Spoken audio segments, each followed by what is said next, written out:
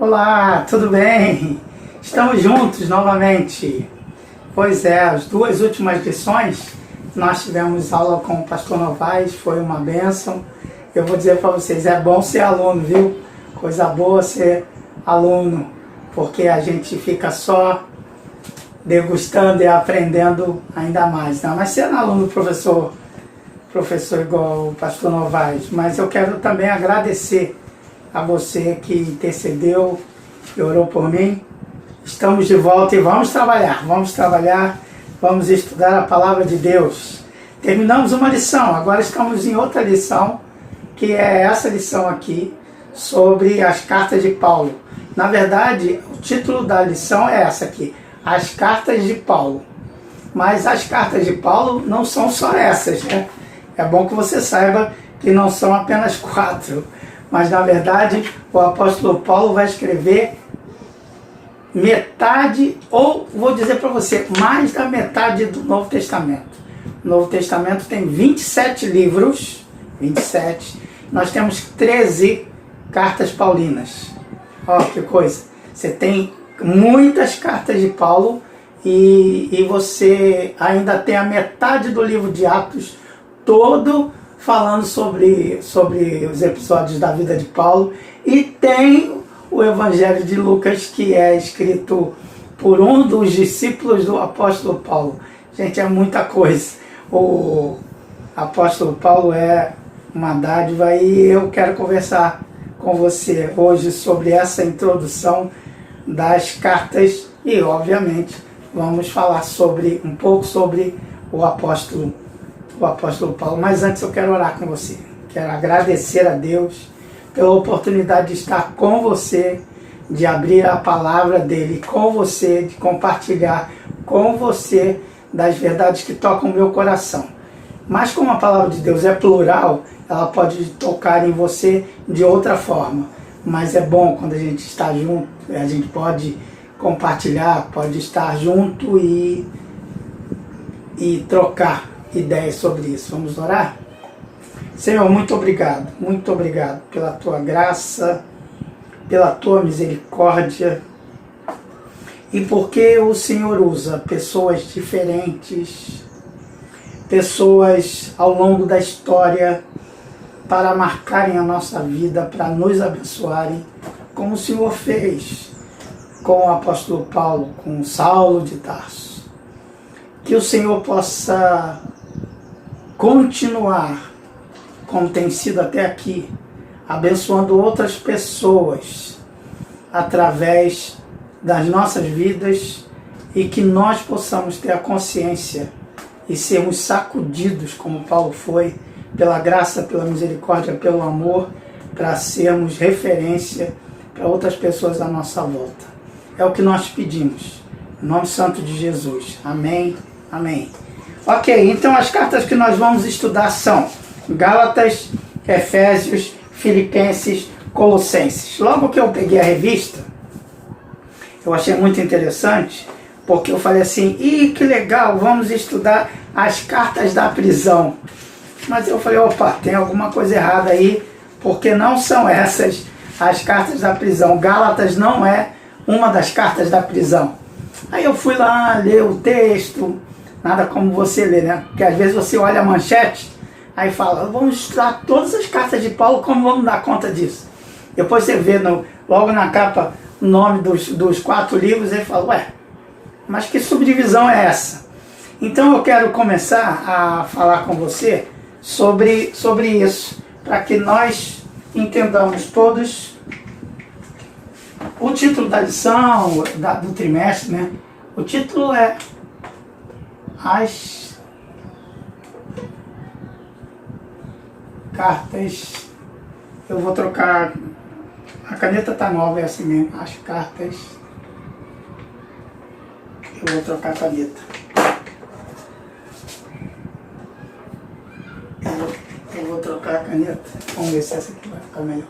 Opa, As Cartas. Sem edição, hein?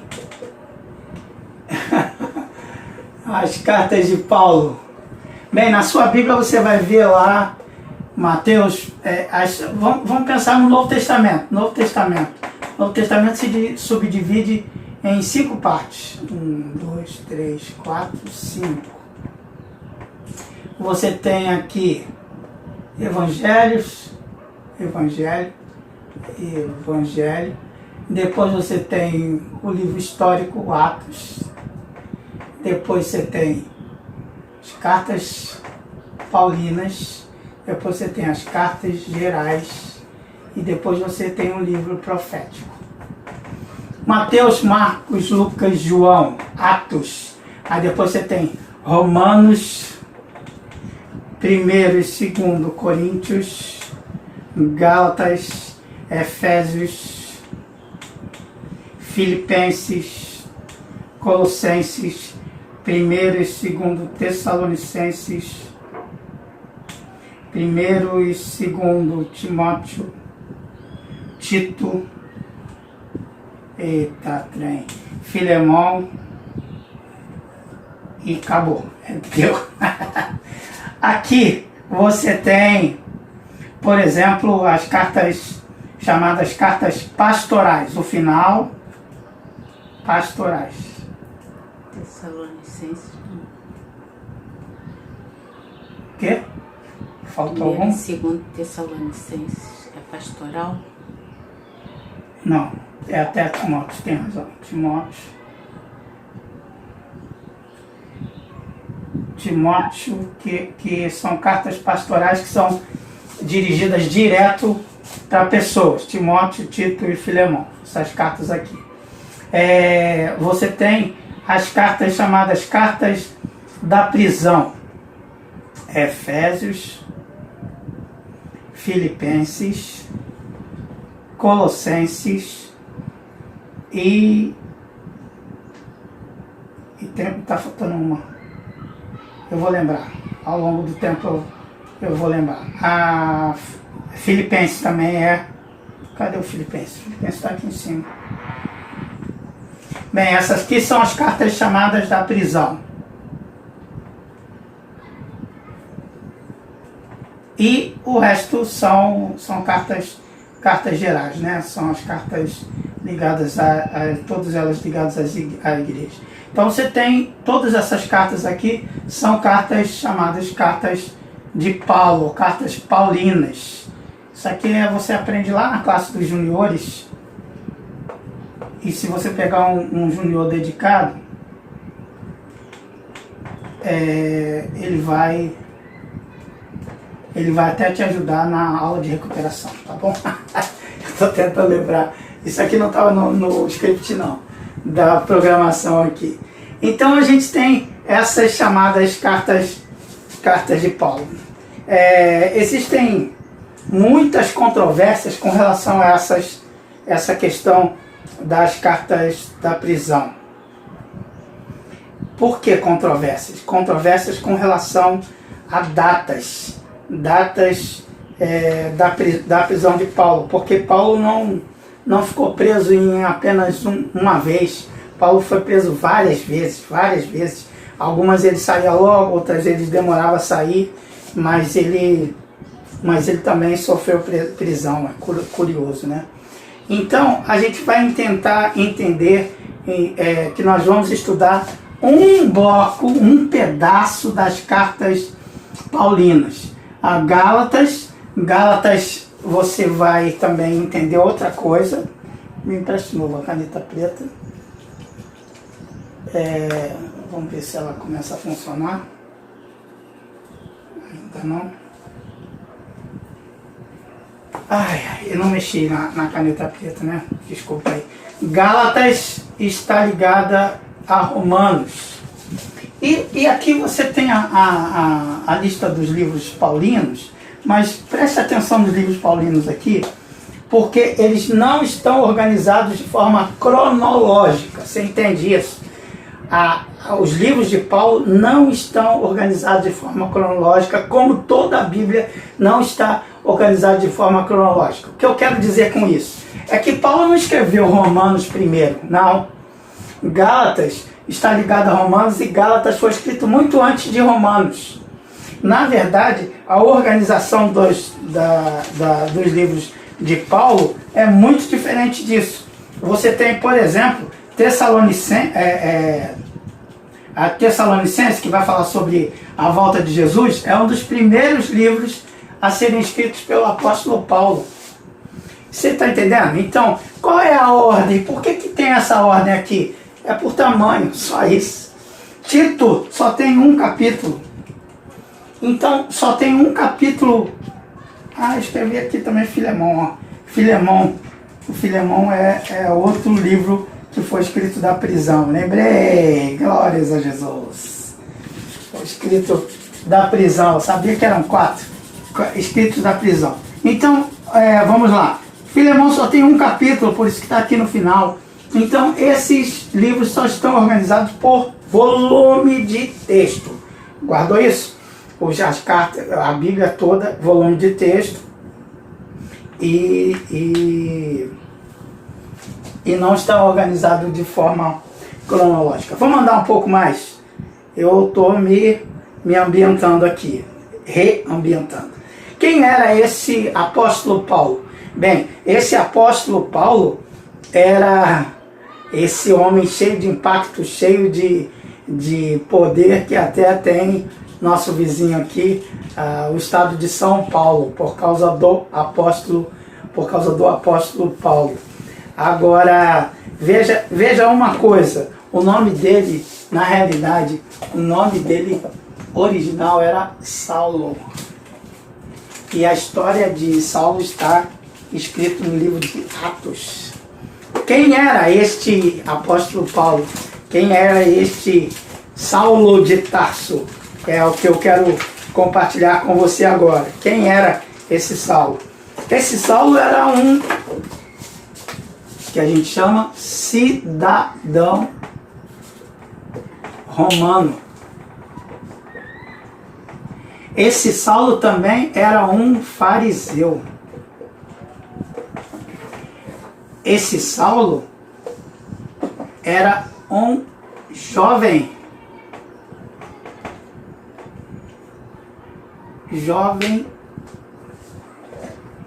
com destaque.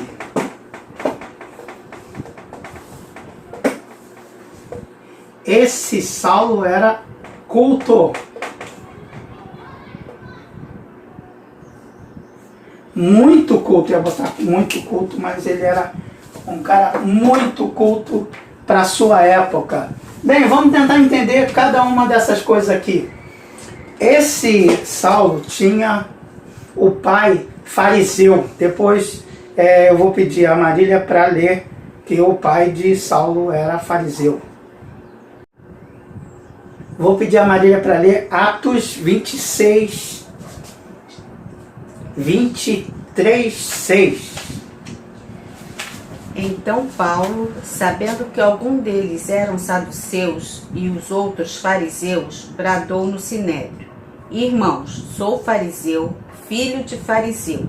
Estou sendo julgado por causa da minha esperança na ressurreição dos mortos. Muito bem. E aí não é Saulo que está falando, é Paulo, porque está lá no final do livro de Atos. Mas é bom que você entenda que se Paulo era fariseu, é que Paulo era muito judeu.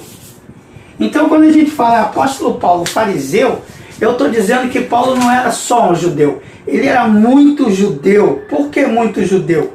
Porque um fariseu era um mestre, era professor da lei. E na época de Jesus, na época do apóstolo Paulo, existia no meio do judaísmo vários grupos poderosos. Por exemplo, um grupo poderoso eram os saduceus. Os saduceus se opunham, era oposição aos fariseus. Deixa eu colocar aqui. Esse era um, esse era outro. Esse aqui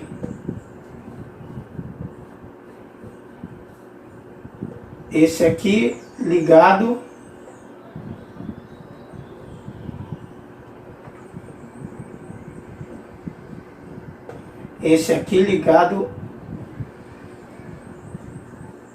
ao sacerdócio. E esse outro aqui,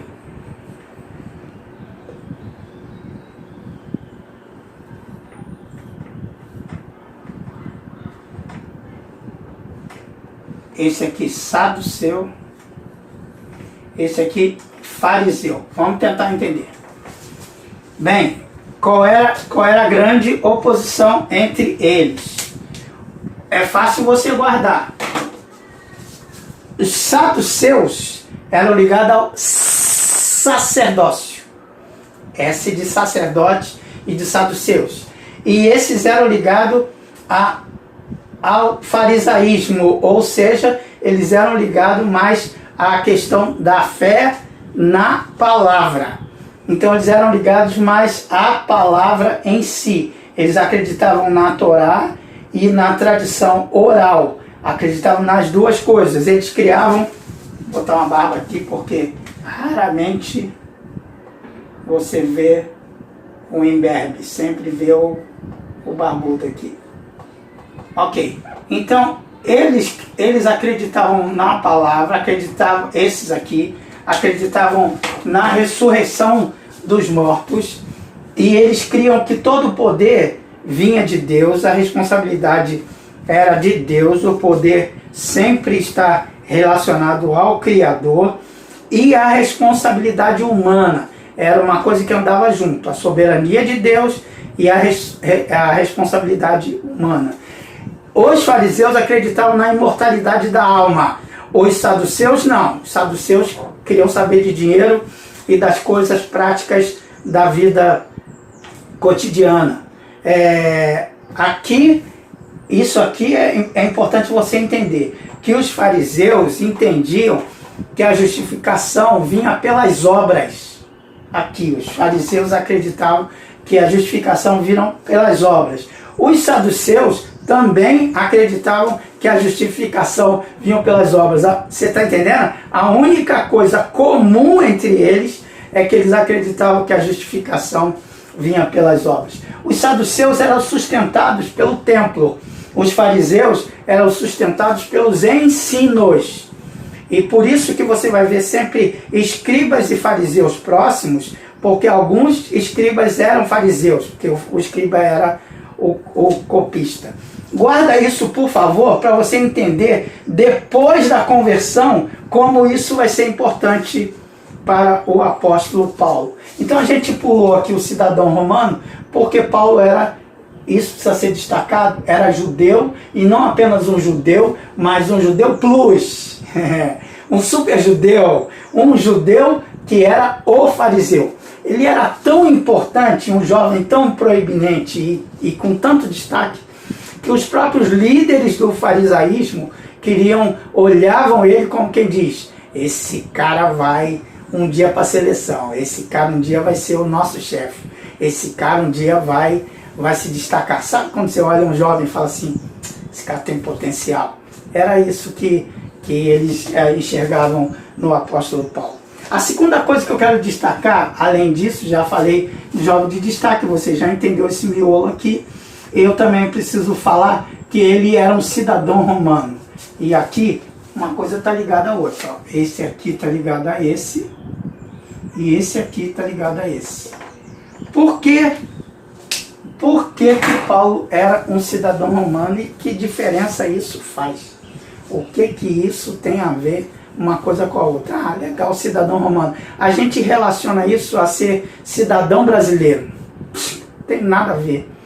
Cada leitura de cada termo desse, democracia, república, cada termo desse político está sempre ligado a tempo e ao espaço. Uma coisa é eu falar o que era a república na época de Platão. Outra coisa é eu falar o que era a república na época que nós começamos a república no Brasil. Está sempre ligado ao contexto, ao tempo e ao espaço. A outra coisa é eu falar o que era a república na época romana. Tem estruturas que são diferentes, alguns valores se preservam, por isso é chamado de república, mas eles são flexíveis. Então a gente tem que entender também o conceito de cidadão. Hoje, para ser cidadão, e você sabe que eu tirei muita onda essa última semana, que eu virei avô, né? Agora você me respeita, porque é vovô Woody mesmo, de verdade. Noah tá por aí entre nós, mas eu tô falando dele porque o garoto já tem CPF. Recém-nascido. Eu demorei um tempão para ir no banco fazer CPF. Não, já nasceu já com número. Ou seja, já é cidadão brasileiro. Agora fez nada. Só que não tem nada a ver com ser cidadão romano. O que fazia e quais eram as vantagens de ser cidadão romano? Porque a hierarquia na época do Império Romano era os escravos, os plebeus, os clientes e os chamados os patrícios. Era uma pirâmide. E ali você tinha, dentro dessa república, você tinha a chance de ascender. Até alguns gladiadores queriam conquistar esse título de ser cidadão. Então eles compravam, juntavam dinheiro para comprar a cidadania. E isso tinha que ser carimbado pelo imperador. A pessoa comprava a cidadania. Algumas pessoas nascidas em determinados locais nobres do império eram também tratados como cidadãos romanos, que é o caso do apóstolo Paulo. Então ele não comprou a cidadania, ele ganhou a cidadania por ter nascido numa região especial para isso. Você entendeu esse negócio? E qual é a vantagem de ser um cidadão romano? Bem, a primeira grande vantagem, a gente brinca hoje aqui, eu tenho curso superior, então não vou ficar em cela comum. Você acaba de assinar o documento de ter um curso superior, eu falei, beleza, agora vai ser preso numa cela especial.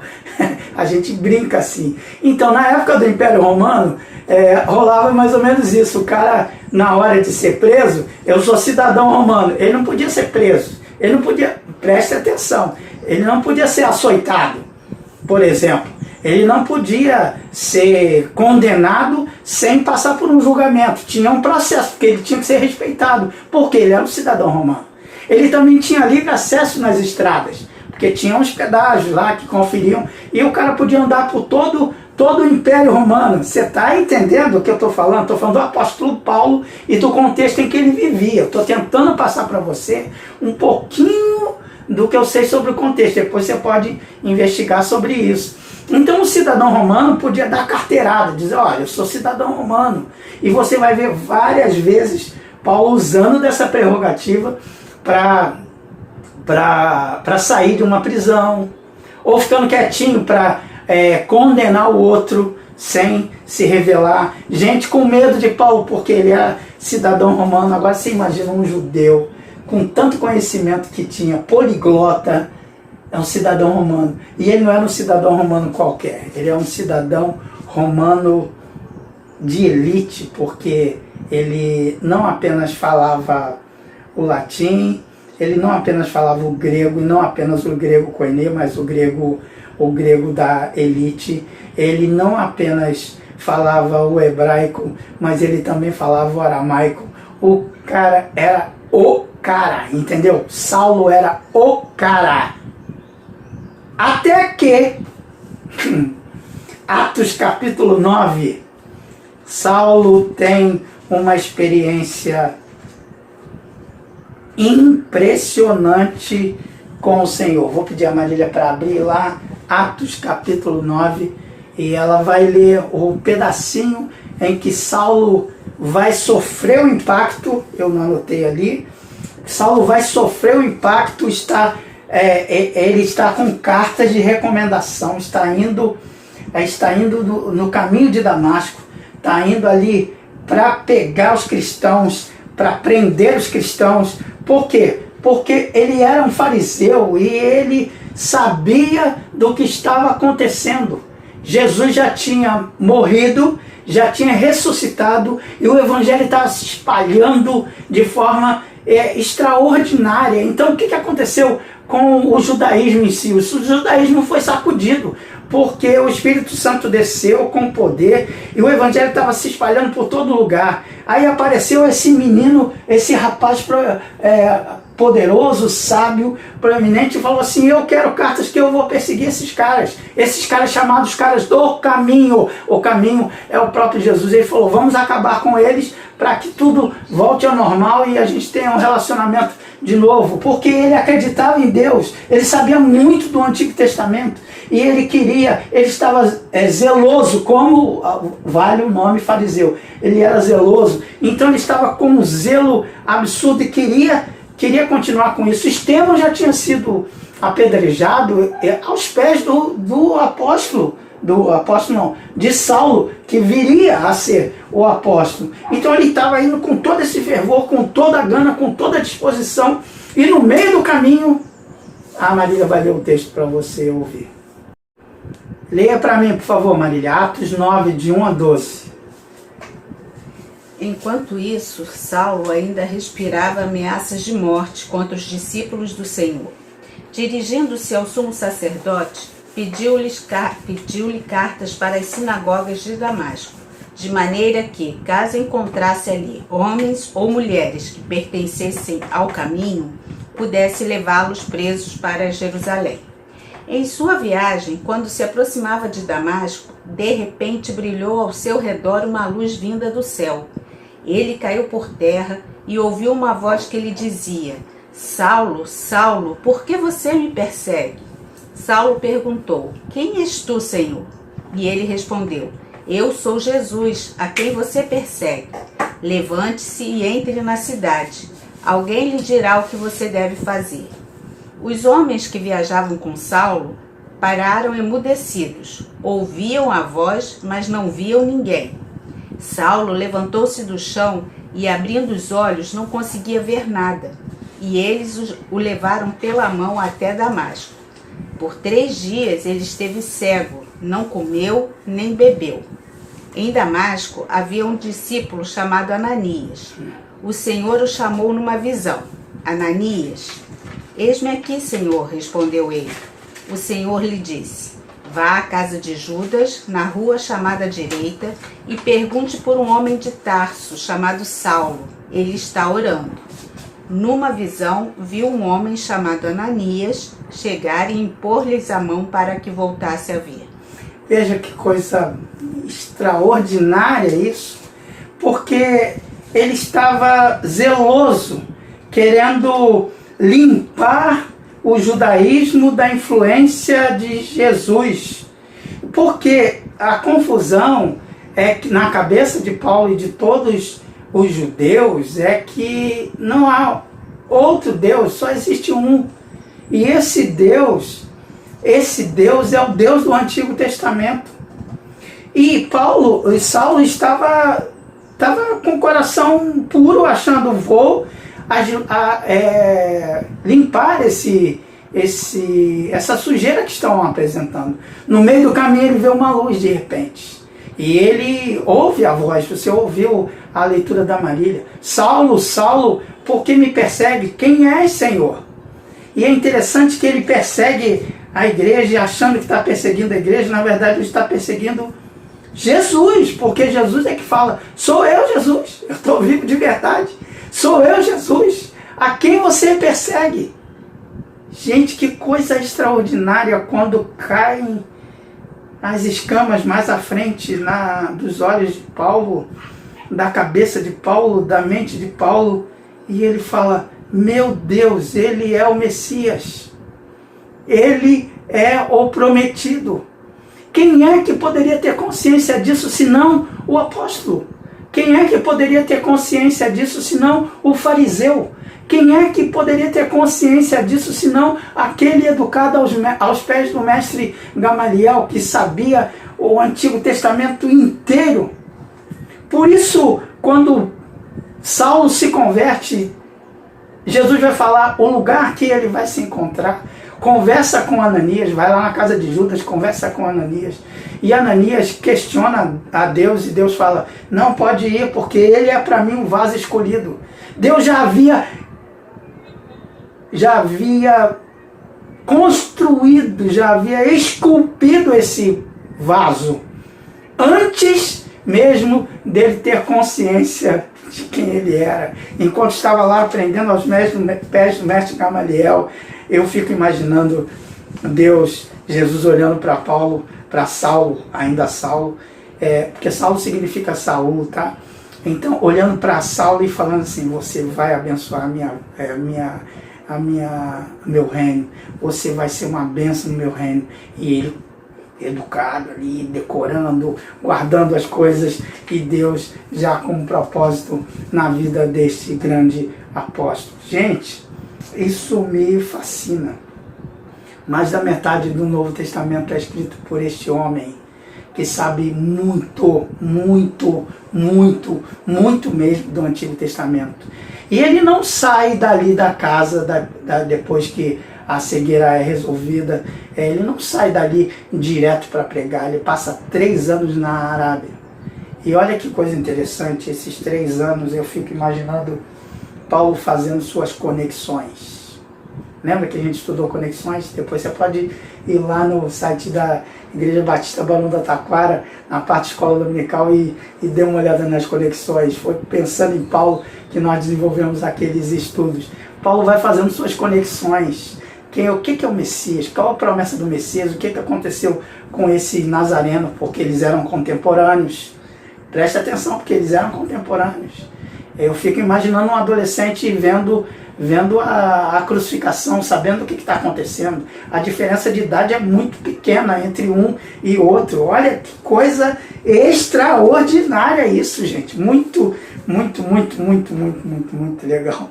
Legal demais, apaixonante. A Bíblia é apaixonante. E aí o que acontece com esse apóstolo Paulo? Fica 3 anos lá. E daquele desenho que eu fiz aqui sobre os fariseus, depois você pode voltar, eu tirei o desenho aqui. Você lembra que eu acabei de falar? A única coisa que conectava fariseus e saduceus, lembra? Não lembra mais? É que para eles o comum é que a justificação era pelas obras. E foi nesses 3 anos que Paulo descobriu, ao longo de sua carreira e de suas releituras, de suas conexões de ensinos de Jesus e de conhecimento do Antigo Testamento, que ele separou. Falou, opa, a justificação não é pelas obras, eu não preciso das obras. Abraão foi justificado pela fé antes de haver lei. Então eu não sou justificado pelas obras, eu sou justificado pela fé, e esta fé é a fé que vem do conhecimento e do relacionamento com Jesus. Você está entendendo o que eu estou tentando passar para você? E Deus ajude que sim. E se eu não conseguir, eu peço ao Espírito Santo que toque no seu coração e que você entenda que o que o apóstolo Paulo está fazendo é a conexão do Antigo Testamento com o Novo Testamento, mostrando que o Deus a quem nós servimos é um Deus maravilhoso, é um Deus gracioso, é um Deus cheio de poder, de graça, e que faz com que isso aconteça conosco, que a gente comece a entender que a construção da nossa salvação, da nossa redenção, da nossa justificação é uma construção muito mais antiga do que a gente possa imaginar. É uma construção que tem conexão com o Gênesis, que tem conexão com a criação. É uma construção que tem conexão com a criação do mundo, que tem conexão com a nossa vida do presente, do passado e com a nossa vida do futuro.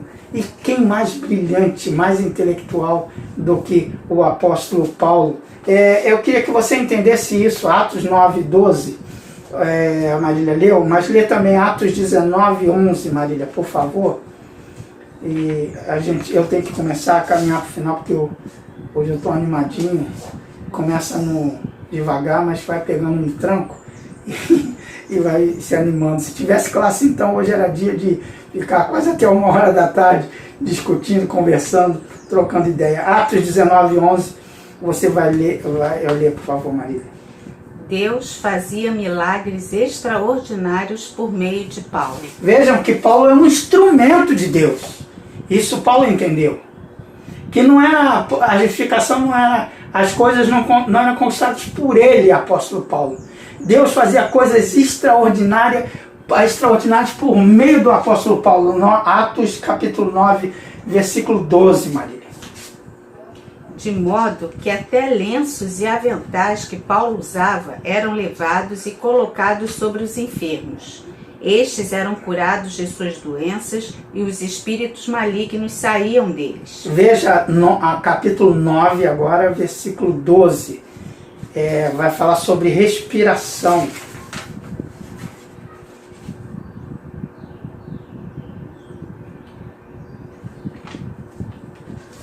Você já leu esse texto, mas lê novamente, por favor.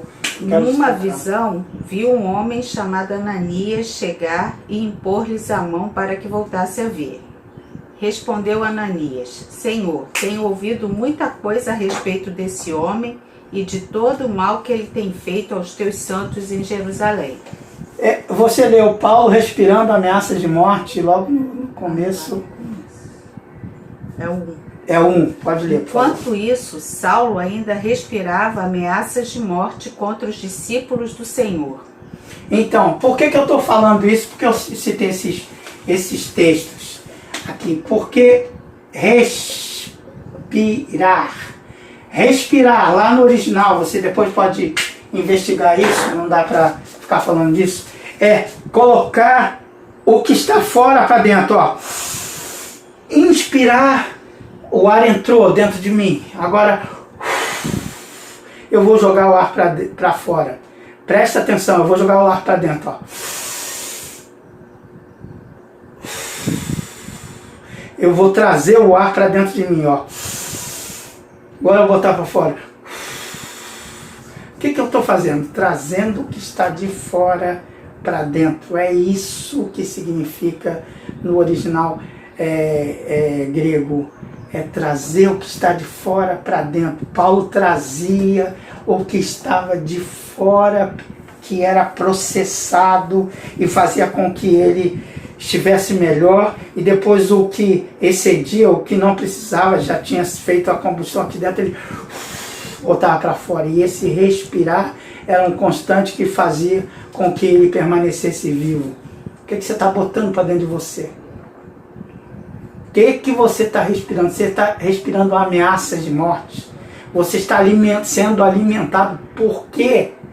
E Paulo, depois do capítulo 9, ele é alimentado pelo Espírito. O Espírito vai trabalhando nele, em seu intelecto também, e vai influenciando tudo que ele coloca para fora. Ou você acha que é à toa que Jesus fala, a boca fala do que está cheio o coração? É o que a gente coloca dentro. É o que você coloca dentro de você.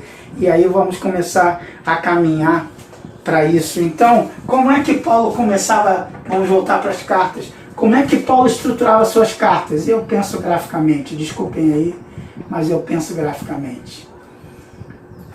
Paulo sempre passava para as pessoas, primeiro, a realidade. Isso é a realidade que ele passava. E isso aqui são os princípios. Bem, como é que Paulo organizava seus textos? De uma forma geral, é claro que eu estou generalizando. A gente vai ao longo do trimestre acrescentando mais algumas coisas, mas isso aqui é basilar, tá? Paulo apresentava primeiro os princípios teológicos, que ficam no miolo de suas informações. E aí, a segunda parte dessa construção paulina, a segunda parte eu devia ter colocado embaixo, a segunda parte tem a ver com realidade. Eu explico. Calma, porque eu explico.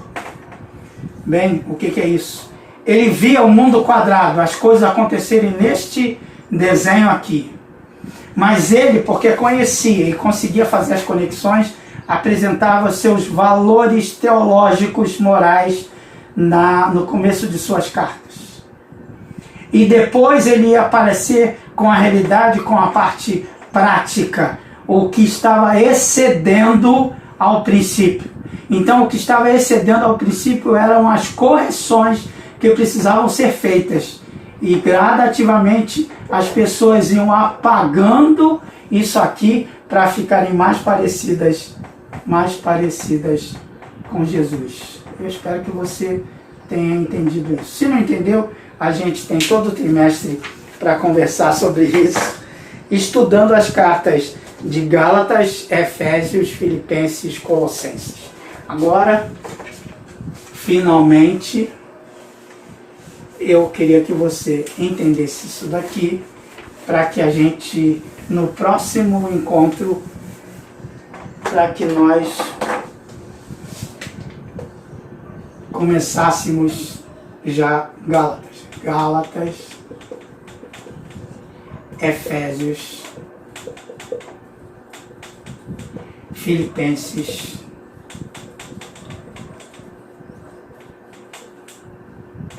e Colossenses. Eu podia passar isso para você como slide? Claro que eu podia. Seria mais simples? Claro que seria. Mas não seria tão caloroso, tão verdadeiro, tão dinâmico. Eu acho que ia ser ainda mais frio. E, desculpe, eu ainda sou apaixonado pelo quadro. Vamos pensar. Cada um tem o seu jeito. Aqui você tem que entender que tudo isso está estruturado no livro de Atos. Por que está estruturado no livro de Atos? Porque é o livro de Atos que vai contar primeira, segunda, terceira viagem missionária do apóstolo Paulo, e vai contar como é que isso aqui se estrutura, e a gente vai começar na próxima lição a falar sobre isso. Eu quero te dar um panorama geral para você entender. Bem, a primeira coisa que você vai ver no livro de Gálatas é que é pela graça. É só pela graça. Aqui, Gálatas foi escrita antes de Romanos. Aquele Gálatas não é que é um rascunho de Romanos, mas Gálatas tem o mesmo conteúdo de Romanos, mostrando que a justificação, que a nossa salvação, que o que nós recebemos de Deus foi tudo recebido pela graça. A carta de Paulo aos Efésios vai falar sobre eclesiologia. Tem gente que acha que Efésios e Colossenses são cartas muito parecidas. Não, são completamente diferentes, e você vai entender porque aqui é cristologia. Daí é que surgem a alegria. Vou escrever logo. Né? O que é eclesiologia? Aqui, Efésios, você vai tratar da igreja. Aqui você vai tratar da igreja, da eclesia, da igreja. E aqui você vai tratar da cabeça da igreja. Por isso, cristologia, e só para ficar chique, teológico, a gente fala eclesiologia. Na verdade, eles estão conectados sim, mas não tem a mesma perspectiva. Uma vai mostrar a perspectiva da cabeça da igreja, e a outra vai mostrar da igreja como corpo desta cabeça. Olha que legal! Isso aqui vai ser delicioso estudarmos. E o livro de Filipenses vai trazer sobre alegria, e essas três últimas são cartas da prisão. Finalmente de verdade, eu quero lembrar a você que você dê um trabalho de casa. O trabalho de casa é você ler a carta aos Gálatas. E eu quero também dizer para você que isso aqui, de verdade, é uma maravilha divina. É uma maravilha divina termos a Bíblia ao nosso alcance. É um desperdício humano não estudar. Mas a maravilha é termos a palavra de Deus ao nosso alcance. A gente tem a palavra de Deus, e eu quero confessar a você, ultimamente eu tenho ouvido mais a Bíblia do que lido. Porque tem a Bíblia, não é só o Cid Moreira não, tem outras opções também, viu? Você tem a Bíblia falada. Enquanto eu estava no hospital, não dá para ler. Então a gente coloca um fone e ouve a Bíblia. Olha que delícia, você ouve a Bíblia, então não tem desculpa. Você pode ouvir, você pode ler. O ideal é até ouvir e ler mais de uma vez o texto. Mas por que eu estou falando em maravilha divina? Porque a lição está falando sobre maravilha divina e eu não consigo, desculpem, mas eu não consigo pensar em maravilha divina sem pensar no hino do cantor cristão. Lembra? Tinha um hino que o nome era Maravilhas Divinas. Alguém lembra aí? Eu lembro. Ao Deus de amor e de imensa bondade, com voz de júbilo vinde aclamar, com o coração transbordante de graça, seu grande amor, todos vinde louvar. E tinham várias estrofes, e tem várias estrofes. Uma estrofe fala do passado, como as maravilhas divinas alcançaram o passado. Já nossos pais nos contaram a glória de Deus falando com muito prazer, com muito poder. Cantaram a glória. Tem outra estrofe que fala sobre o presente. Hoje também nós bem alto cantamos, que as orações ele nos respondeu. E tem também uma estrofe que fala sobre o futuro, como até hoje, daqui para sempre, ele será nosso eterno poder. Eu me emociono com isso. É lindo demais. É lindo demais porque as maravilhas divinas, como aconteceram com o apóstolo Paulo, acontecem conosco.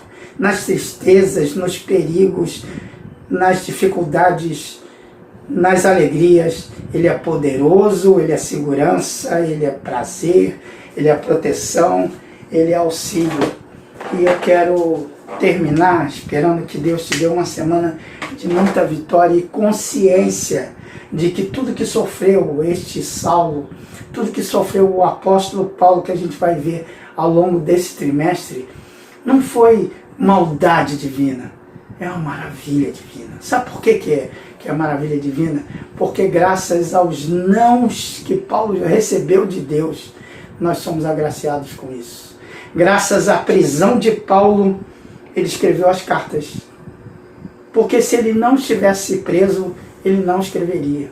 Graças à não ida de Paulo a Roma, ele desenvolveu a carta aos Gálatas e escreveu a carta aos Romanos. Você entende? Graças à dificuldade que ele tinha de espalhar o evangelho, mesmo com as viagens missionárias, graças às dificuldades, a gente é consolado e a gente é confortado com a palavra que está aí ao nosso alcance. Então, para de ser preguiçoso, vai ler a sua Bíblia, cara. É um negócio bom demais, é um presente de Deus. Não tem nada de litúrgico no que eu estou te falando, eu estou falando como amigo. Volta a ler as Escrituras e estudar as Escrituras e você vai abençoado. Minha oração é que essa semana seja uma semana de vitória, para mim e para você. E semana que vem, se Deus quiser, um pouquinho menos de remédio, a gente vai estar junto e vai conseguir começar a compartilhar a carta aos Gálatas. Deus te abençoe.